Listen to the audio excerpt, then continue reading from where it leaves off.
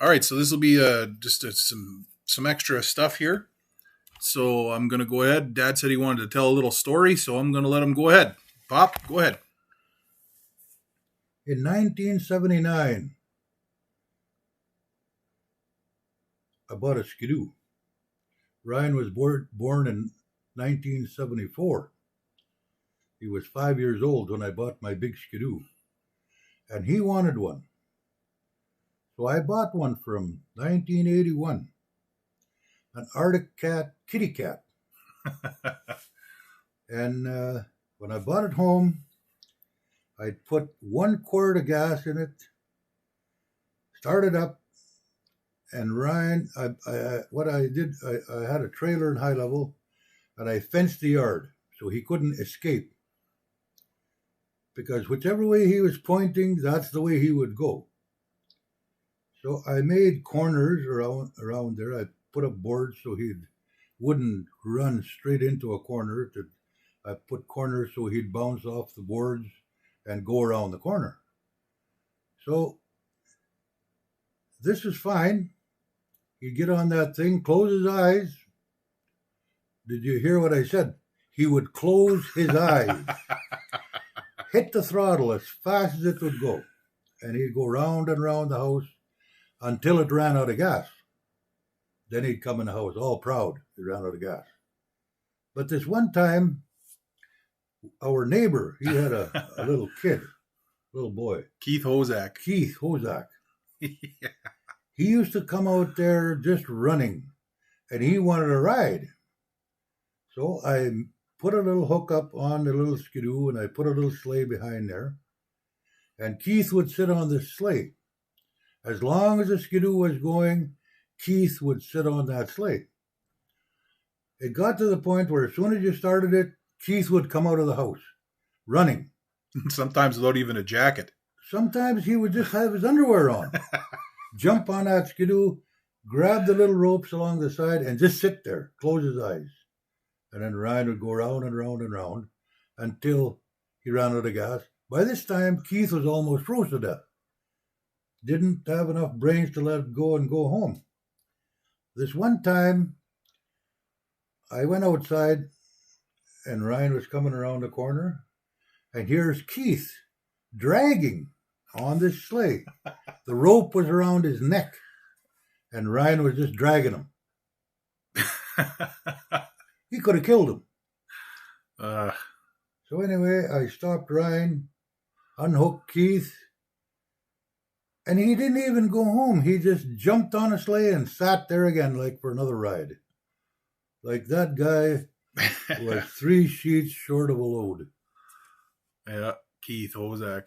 Yeah.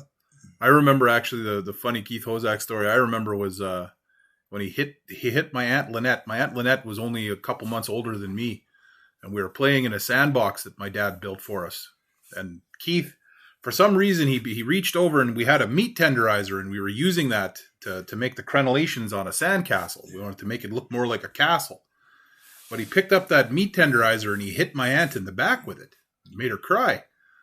So I grabbed a big frickin' stick. Well, I thought it was a stick. It was a piece of a 2x4.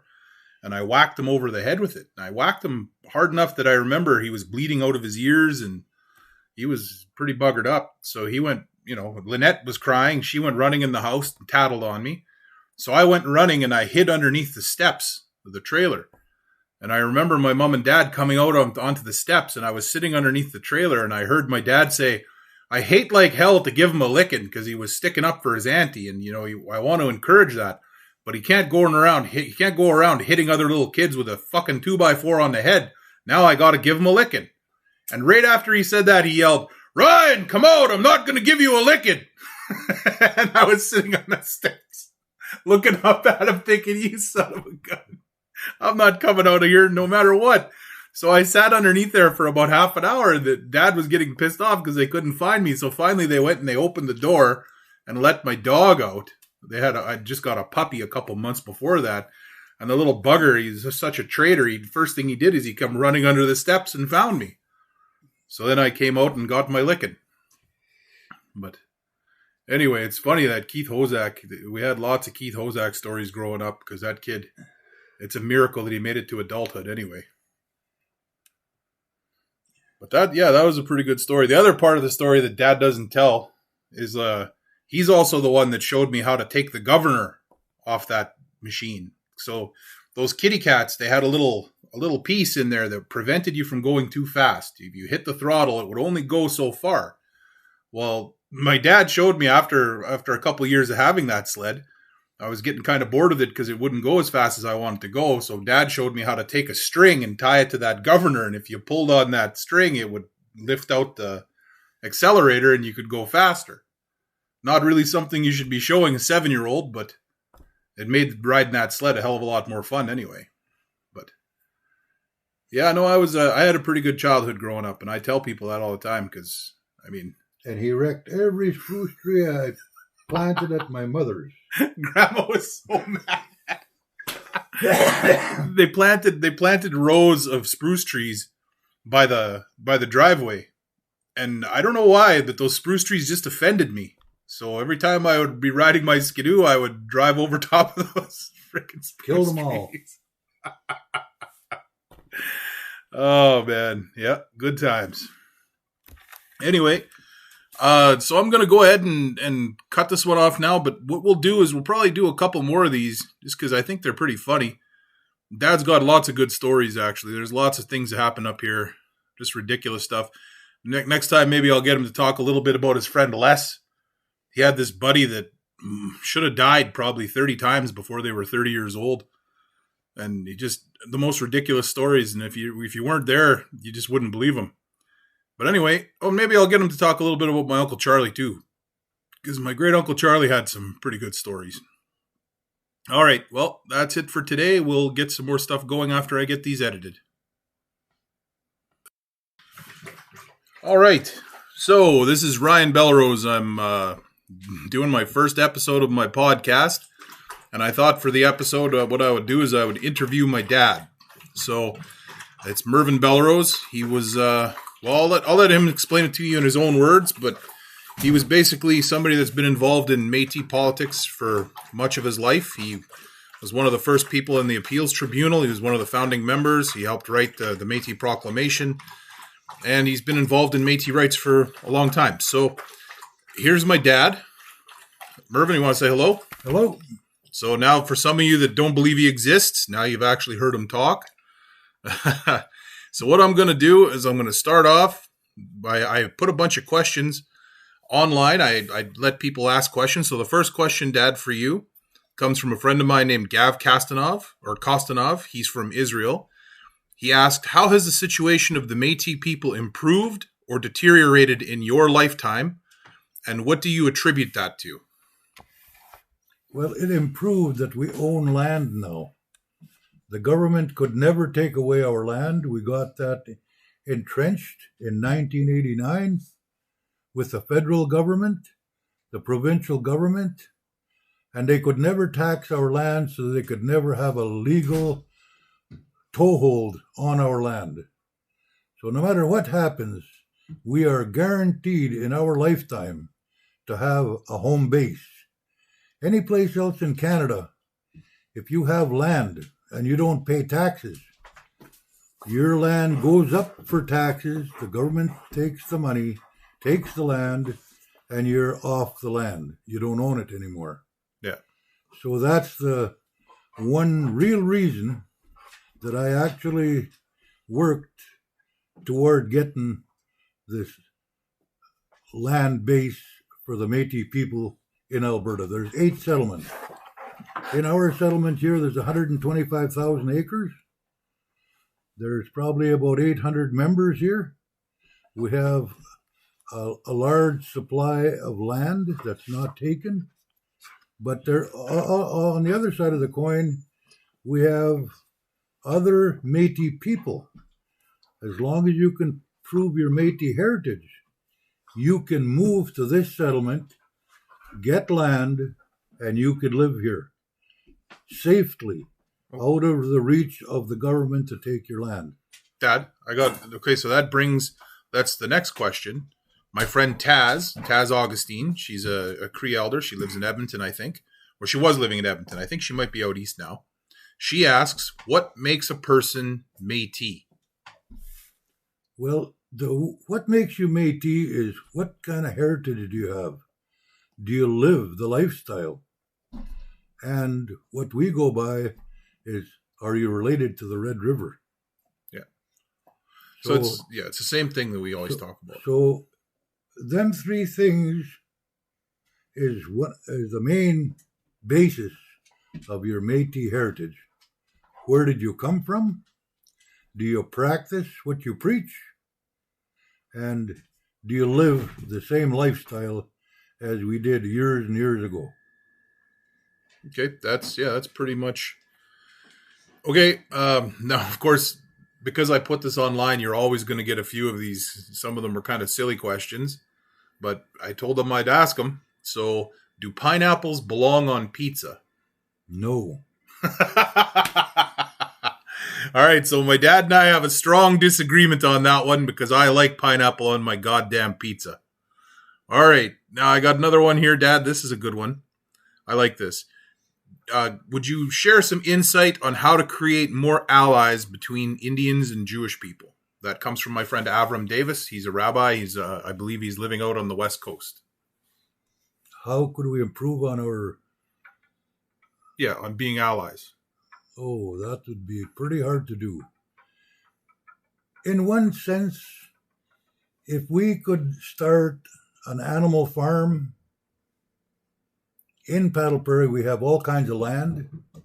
And if we can raise cattle, butcher them kosher, I think that would be a big step in creating allies with people that don't have the opportunity to raise animals in their homeland. We have the opportunity here, and I think we should look at that, and I think we should do it. Yeah, I think that's a good idea. All right, here's another one. This is an interesting one, actually. My friend Naomi asked, this is a kind of a heavy question, and she says she gets if it's too personal, but did you get any flack from the community when you married out? Was it a big deal? And did you and my mom encounter racism and prejudice because you were so visibly different? No. It's in Paddle Prairie here, it's live and let live. There are treaty people here. The Métis people married into treaties, married treaty women. They married white women. Nothing is ever mentioned about racism here. If you could be pink, green, purple, or blue, doesn't matter. You still are treated the same as anybody else. Okay. All right. As Magnus is trying to jump up on the table here, just about got the laptop, so Merv picked up his beaten stick. All right. So, Manuka Monica Landau, she asked, did you have racist teachers at school? Yes, we did. Do you want to expound on that any? We had a brother in our school. He was French, and he had a rule. There was no talking Cree in our school. And like us kids, we were raised Cree, French, and English. So like lots of times that a little kid gets excited, he reverts back to his own language. So he would put beans, white beans, in the corner and make you kneel on these beans with your hands above your head for an hour. And if your hands came down a little bit, he had a yardstick. If your hands came down a little bit, he'd walk up behind you and whack you across the shoulders or the back or on the head. It didn't matter. He just hit you. Wow. So that was really racist, that we couldn't use our own language outside of the school, in the playground, and we still had to talk straight English. Get down, Magnus. Magnus, get over there. You're going to get yourself in shit. Okay. So, yeah, I mean, so what you're basically saying is that when you were in school, you weren't allowed to speak Cree, Nope. There was no, No and if they French caught either. you, and no French either. No French either. But if they caught you speaking Cree, they would put you in a corner. Kneeling on beans. Wow. Okay. All right. So this is actually this is one I like because I know a lot of these ones because I was growing up watching you do this stuff. But my friend Sharon asked, "What kind of work did you do when you were younger?" Just give us kind of a quick overview of all the random tasks that you did. I left home when I was 14 years old. I moved up to the Arctic. I went to work up there pumping fuel on the DEW line, distant early warning line. And I stayed there for a year, pumping fuel with a little hand crank out of barrels into great big fuel bladders. I did that for 2 years. Then I came back out of there and I went to the bush logging camps. And then I started running cats, skidding trees with little cats. Bulldozers. Yeah. And then from there, I got into bigger cats. I started building roads. And then from there, I went into fixing them, mechanicking. And then in the meantime, I took up welding. So I was a mechanic and a welder and a heavy equipment operator. And anything that entailed making money, I would do it. Yeah. I had a family to raise, so I wasn't proud. I would do mechanic work. I would weld. I would run heavy equipment. Yeah, so you did a lot of different things. And then I built my own lodge. I made a blueprint of the lodge. I done the plumbing. I done the heating, the electrical, and I designed and built it in 4.5 months with 2 other people, 45,000 square feet. Yeah. So I was a carpenter. But I got a code book. I got a code book for plumbing. I got a code book for wiring. And I got a code book for building. So I followed the code books. Okay. All right. So I guess I'm just going to read the questions because I mean, a lot of these some of them are funny, but a lot of them are actually pretty good questions. So my friend Mara, she's from Toronto. You know her husband, Michael. Do you like where you live and would you rather live in the Red River if you could? No, I'd like living here. Okay. I would never go back to the Red River because I would have no grounds of people over there. I wouldn't know anybody. And here I have a base. I built myself a home in 1982 here. Built it myself. And I cleared land here. I had cats and I had hoes. I cleared land. I got horses here, got cows here, got rid of all the cows. I still got a few horses, but I would never move away from here because here I could look out my window and I could see wild game. Where else can you go and you could look out your door and you could see a bear on your deck, which is not a nice thing, but they've been here on the deck, looking in the window. Okay, so actually that brings me to David Mark Kaplan. He asked a question. He said, what were your worst and your funniest bear encounters? I was north of here about 15 miles riding a quad. I had a .357 Magnum in a belt holster, quick draw holster. I had a rifle in the boot on the quad. I was going down the road, and a bear jumped out of the bush when I was going beside it, a mama bear. I guess the little ones were on the other side. I didn't see them, and I got between her and the little ones.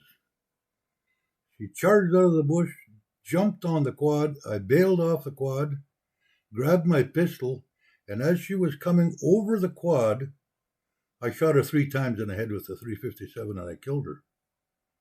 Close. Damn close. Yeah, that's rough because then you have to do something Then I about the had to kill the cubs. little ones. Yeah, that's not fun.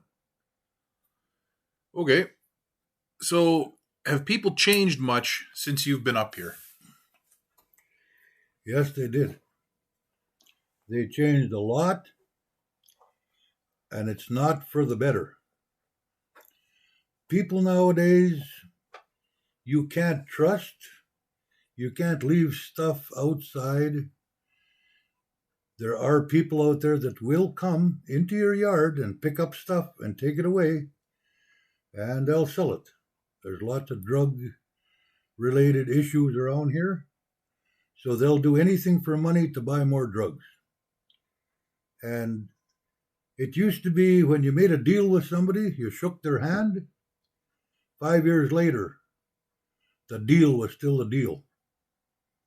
The word was your binding agreement. You didn't have to write up an agreement on paper. You didn't have to sign the paper. You just shook hands. That was the deal. Still like that in a few places, the older people. Younger people, you got to have a piece of paper. Yeah, I noticed that quite a bit up here too, just since I was a kid, even. So you've lived a lot longer than me. Okay, I got one here from my friend Wendy. What was the work you were most proud of when you were doing politics, like when you were involved in politics? And what do you think it takes to be an ethical politician? Honesty. Yeah. That is a key word. If you say something, you think about it before you say it. And when you say it, you stand by whatever you say. So if there's an agreement made with the government, you stand by that agreement. And I will say there's 30% or 40% of the government people don't stand by anything. It's grab and grab and grab. So make sure when you make a deal with the government, there is more witnesses on your side than there is on their side. Okay. You got to be truthful, but still have witnesses. Yeah. So then you make sure that you're cover your own ass. Yeah, with both hands and back up against the wall. All right. So my friend Olga, she asked, what would the ideal political system look like for Native people in Canada? The ideal political system in Canada is not made. Yeah. People are striving for it.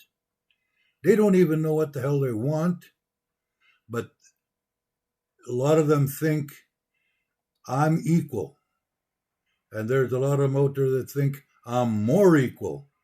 So what you have should be mine. We have that system here in 1952. The government came out of the system. They called it the welfare system. Now, a lot of these people were trained for 100 years in the welfare system. You're not going to train them in 20 or 25 years back to the way where everybody was self-sufficient and everybody helped one another. Not monetary wise, but if you had an extra chunk of meat, you shared it. If you had an extra load of wood, you shared it. But it's not like that anymore. Everybody is for themselves, and they don't care how they get it. They'll lie to you, they'll cheat you, but they'll try and get it. Yeah. So you always got to be aware. There are honest people out there. There's a lot of honest people. I got to admit that. But I got to also admit, in our society nowadays, there's 1/3 at least that are out and out crooks. So, well, that'll bring me to the next question then. What about Native corporate relations? So, like, the big hydroelectric, the mining, the timber, stuff like that, those corporations. How do you view the current situation of our relationships with them? Because I know you dealt directly with Cenovus and Canna. Well, and I know some of your experiences weren't that good. Well, if you're going to deal with an oil company, you have to know more about their business than they do themselves. Because if you go into a meeting with them and they tell you, well, I have 29 wells on your land. They'll neglect to remember the other 5 so they don't have to pay for them.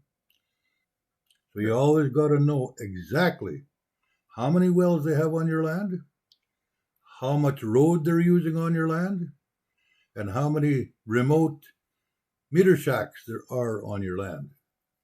Because every little bit counts, and they'll neglect to tell you the whole story. But they'll try and drive a hard bargain. So you got to know for sure what every well site is on your land, how much acreage is on that well site. So when you go to deal with them, you have a good understanding of what they have. And you know a little bit more than they do. Yeah. So a couple of years ago, you had a situation where one of the major oil and gas companies here in Canada were negotiating with you, and you looked on a map and you realized after just being out on the land, because you were out driving around and you do that, you were out hunting or something, I remember, and you came home and said you found a well site that wasn't on the map. Yeah. So when you found those and you actually had to go and take it to them, what was the process? What happened exactly? Well, they said it's not there. So you'd seen it with your own eyes. I seen it with my own eyes. There was a lock on the wellhead, and I gave them the number, what year it was drilled, who drilled it, and it was there. But yet they argued up and down. It wasn't there. Yeah. So we took pictures of it, showed them. It was there. They didn't even know it was there, according to them. Yeah. They just didn't want to pay for it. Yeah. And that turned out to have been not a one-off situation. That was something that happened multiple times. Yeah. So when they finally settled up, what was the end result of the settling up? They paid from day one. Good. Okay. For rental on the well site. Yeah. Okay, so those are some of the more serious questions. Now, of course, I got other friends that are less serious. I mean, aside from the pineapple on the pizza question, but Kevin Landry, friend of mine, I've known him for a couple of years. He asked, "What do you think of sons that accidentally shoot trucks?" They should be kicked in the ass. Yeah. All I'm gonna say is that at least we figured out that the gun was actually zeroed. The gun was actually zeroed. I was wrong. I didn't miss because the gun wasn't zeroed. I missed because I shot the rail on the truck. And I'm willing to admit that I was wrong. All right. All the evidence points towards you were wrong. So you goddamn have to admit it. That's how it works, Pop. Okay. So my friend Daryl, you've heard stories about Daryl from me and James and sitting around. Daryl asked, "Is Ryan adopted?" Yeah, he's adopted. Don't even know who his dad was. Well, it's funny you said that because Brendan, another friend of ours, he said, "Daryl, everyone knows that Ryan is Clarence Keating's boy." That refers to a joke my dad used to tell when I was a little kid. Whenever I was being a dink, he would say, "Oh, it's Clarence Keating's kid. It's not my kid." Our neighbor at high level. Our neighbor. He was a newfie. Yeah. Retarded newfie. Dad, you can't say retarded. You're not allowed to say that anymore. Well, not all there. All right. So somebody else asked, what was Ryan like as a kid? I don't know if I really want you to answer that. I won't answer that one because I'll be swearing. I don't think I was that bad. No. Ryan, you were a bad little bastard. Oh, I don't think so. I think I was actually a pretty well-behaved little gentleman is what I think. That's your opinion. Yeah. Well, that's my opinion and I'm sticking to it. Okay. Let's see here. Okay, so we asked where you went to, what you did for work, stuff like that. All right, I got a question, Pop. When you said you don't want to leave here because, you can go outside and see animals and stuff. I think it's more, for me, I think, just knowing you the way I know you, the fact that you built this place from the ground up. Yep. And I think you actually had quite a bit to do with building Paddle from the ground up. So I think for some people, they might not understand that there's more of an investment in a place when you've spent the time and the effort to try and make it better. Yep. So when we're talking about houses on the res or houses on the settlement, and you drive through a settlement and you notice the difference between, say, a house that has a nice white picket fence and, the siding is clearly well kept and there's a little bit of a garden. And I mean, it's literally a tiny little oasis of beauty in a whole mess of shit. How would you explain that? Would you explain it just by saying that those people probably contributed to that house and they feel a sense of ownership? Anybody that looks after their own house that somebody else built for them, you got to give them kudos for that. Because a lot of these people are still with the old mentality. If it wrecks, I'll get a new one. It's the old welfare system. Gimme, gimme, gimme. They don't have to work for it, but yet they want it, and they expect you to give it to them. In my opinion, if you don't earn it, you shouldn't get it. You should pay for it. You get a house, you should pay for that house. And we have a system here right now that is failing miserably because the agreement was, we'll build you a house, but you pay 50% back over 20 years. That was the original setup. That was the original agreement.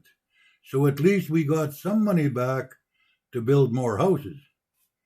But that kind of fell by the wayside. Some councillors didn't think that we should charge these people because they were welfare recipients. They lived on welfare all their life. They didn't know any better. And they figured as long as the people said, they shouldn't have to pay. But I believe if you get something for nothing, that's what it is nothing. Fair enough. So in other words, if you're not putting anything into it, you don't have any sense of ownership, so you don't care if it falls apart. Yep. You'll just wait for them to buy you a new one. Yep. No, that's kind of how I feel about it. So one question that a lot of people are curious about is about living on the land. So when we first moved out here, I can remember very clearly there was nothing here. I still remember when you cleared the hill that the house is sitting on. And I remember that you built those 2 little plywood shacks, and we started building a log house that you turned into a barn. I remember that. That's still over there. Yep. But a lot of people don't really understand, like when I tell them that you genuinely, we tried to live off the land. Like you had a large garden down the hill. I remember that. We hunted for meat constantly, and you would work, but when you worked, you weren't working from home. You had to travel away from the settlement to go wherever the work was. Yep. So how do you reconcile that type of lifestyle with trying to be as traditional as possible? Well, traditionally, if you didn't have meat and if you didn't have a garden, like in the old days, people lived mainly on meat. They never had gardens. And as I was growing up, we always had a big garden because we had a big family. So we grew everything. Carrots, peas, turnips, potatoes, everything. And we would hunt, and the women would cut the meat up and dry it. And it would keep way longer because we never had power. We moved here in 1945 when I was just a kid. There was no roads. We had the telegraph line going from Keg River to Paddle Prairie to Fort Vermilion. That was our line of communication to the outside world. And we had people bringing mail with horses and teams on the telegraph road. They maintained that telegraph line with teams, horses, and camps all the way along. They'd patrol that line. A tree fell on it, they'd cut the tree down, and they'd keep working back and forth, and they looked after that line. And as time went along, we rode saddle horses. That was our means of transportation, or dog teams. Wintertime it was dog teams, summertime it was horses. So that's how we actually went from place to place. We used to go across country from here. It took us 2 days to go from here to Fort Vermilion because we had relatives over there. We used to go in a teaming wagon. The old man and mum and the kids would ride in the wagon, and us young guys would ride horses.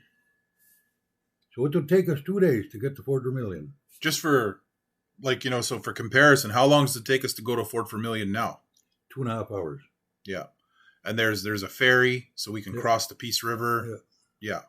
So it's important, I think, for some of these people to understand, because I don't think they really kind of understand the difference that's happened in your lifetime. Yeah. Like, we've gone from telegraph, where literally telegraph was your only connection to the outside world, to smartphones in your lifetime. Yeah. And so, I mean, like, it's kind of one of those things, like, when I'm talking to younger people, I want them to understand that, look, if we don't talk to the elders about these kinds of things, we would never know that. We would never know that your life has seen the change from horses and dog sleds to jets. Yeah. So, absolutely. Sorry, I didn't mean to interrupt you. I just wanted them to understand that going to Fort Vermilion used to be a 2-day journey. Now it's a 2-hour journey. Yeah.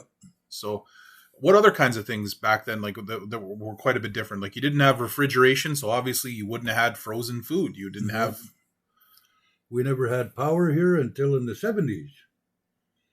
I used to drive from High Level halfway to Paddle Prairie to a tower just to watch hockey games.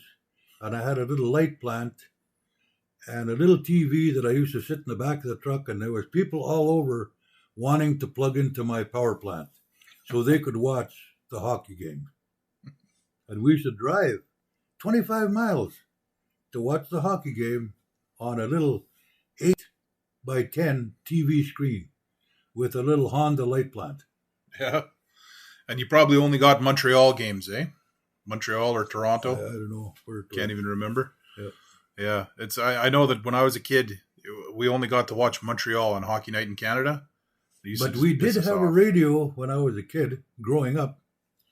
We had a radio. We used to get CKYL, Peace River. And it was a dry cell battery, a little wooden box. And we were allowed to listen to that for 2 hours a day because the battery would go dead. Otherwise, if we had it on all the time, the battery would die. But we used to hear the news, and then we used to listen to one show, The Shadow Knows, and The Squeaking Door. Yeah. Oh, wow. That was a horror movie. Yeah. The old man used to let us listen to The Squeaking Door because we used to get scared and go to bed. That was our way to get the hell to bed. That's funny. He'd turn on The Squeaking Door. Oh, goodness. So, I mean, basically, what we talked about a little bit today is just how much life has changed since you were a kid up here. I mean, we talked a little bit about your politics. So how would you define yourself politically now? Like, if somebody said, Mervyn, where on the spectrum are you sitting politically? I still believe that everybody should have an opportunity to work and raise their family as they see fit, but not on welfare. I'm really against that. Yeah. So I guess it would be safe to say that you see yourself more as like a fiscal and social conservative. Yeah. Yeah. Okay. I mean, the reason that I ask that is because a lot of people, they think that all Indians are like these lefty, sit by the fire and sing kumbaya and talk about climate change people, right? They don't really understand that there are native people that are more focused on building. Yeah.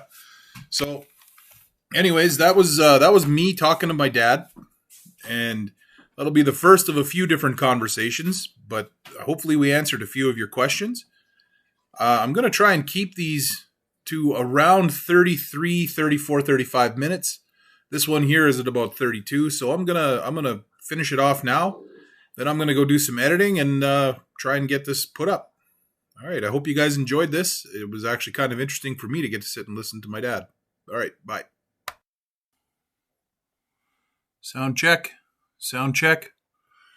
Ryan Belrose. Just say your name, Dad. Mervyn Belrose. I am interviewing my dad. This will be the first episode of the podcast. This is a sound check. Say it again, Dad. Mervyn Belrose. Okay, just say whatever. Say something. 1945. Okay.